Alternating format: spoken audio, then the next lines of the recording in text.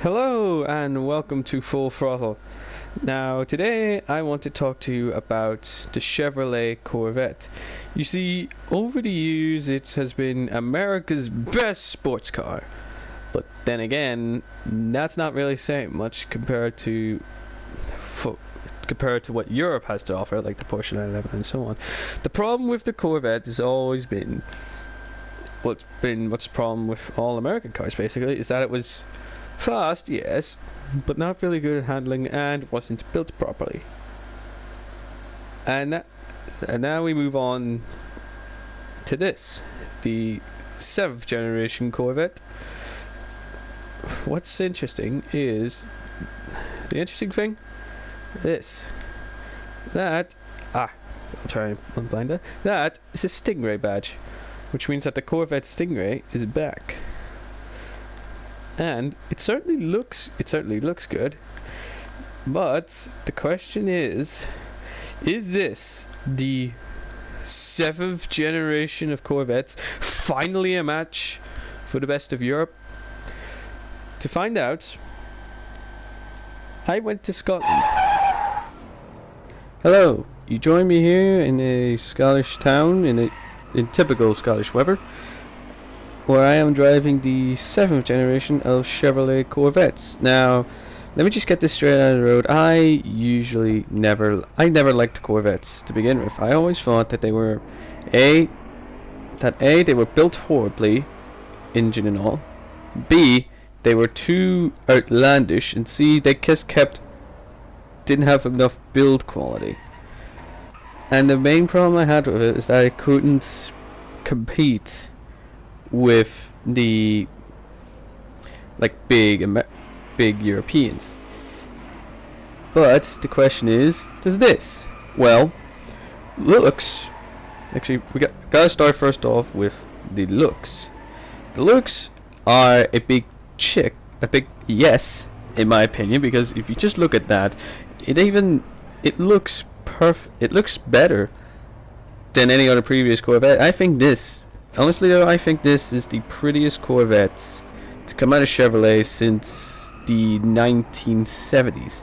And that's a long, long while. There are a few, actually the problems start to arise in this, like all Corvettes do when you're driving about in the town. For example, as you just saw there, I span out. The steering in the town isn't exactly like the most solid. I mean, it wasn't really a solid sort of like steer car to begin with, but it's not very good when it's like on the track. Well, I mean on the road. And the suspension's just too rock hard. I think this then, you think of this and you see like the Corvette in the good thing is the price. It is reasonably priced.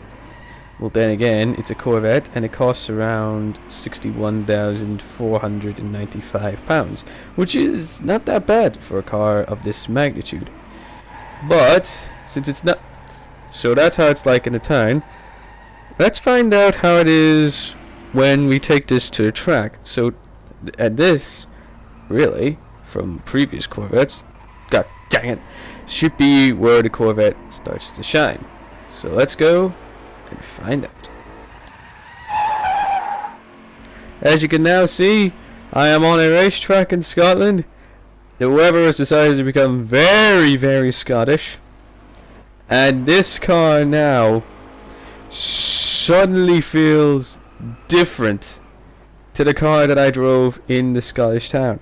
In a better word, actually, to put it that lightly, it's better on the track. And first off, you have to talk about it, the engine. Yes, it is this. In essence, it's the same 6.2 liter V8 that you get in most Corvettes. However, this one produces a hefty 455 brake horsepower. That's the downside of it.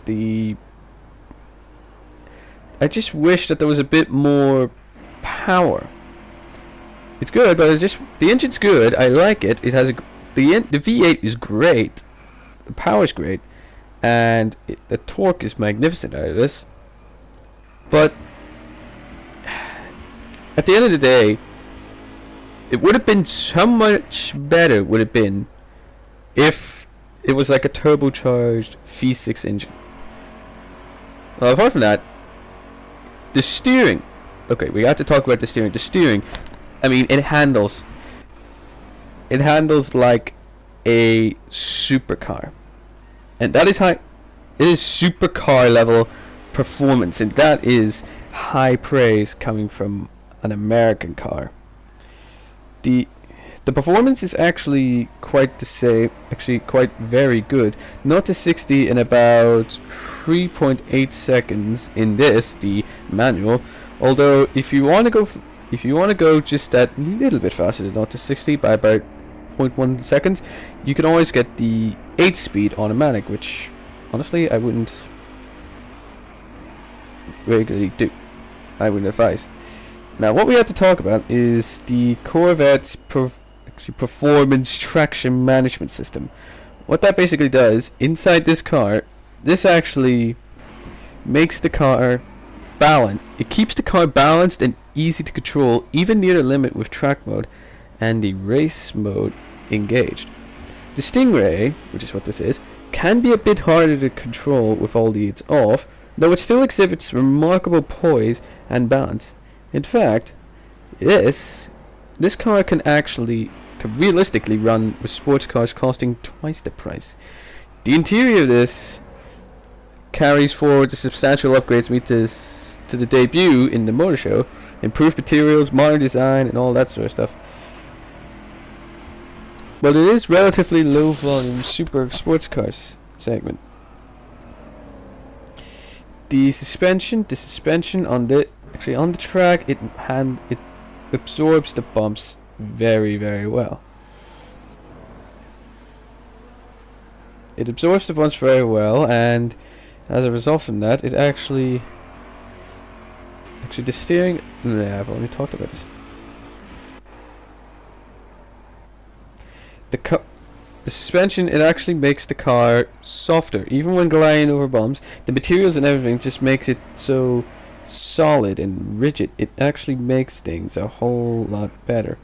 It is one thing you'll notice about this Corvette is that it's much noticeably safer than it. That's because it's loaded with all the latest high-tech availability gizmos. So when you run out the track, like I just did there now, then you can get. You can actually like still be comfortable at the same time. However, there are, of course, a few downsides to it. First off, the fuel economy is not that great.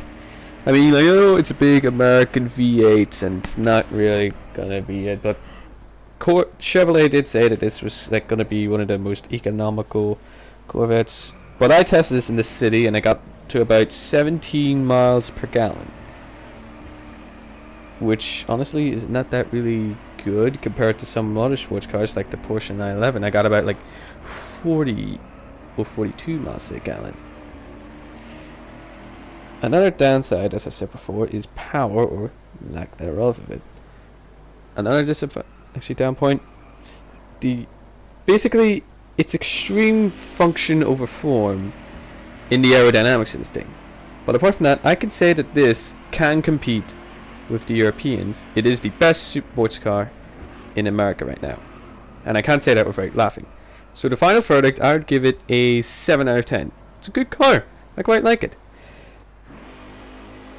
That's how it is on the track. So what we're going to do is we're going to take this down to our race driver down in Brands Hatch to see if he can set a good lap time in it.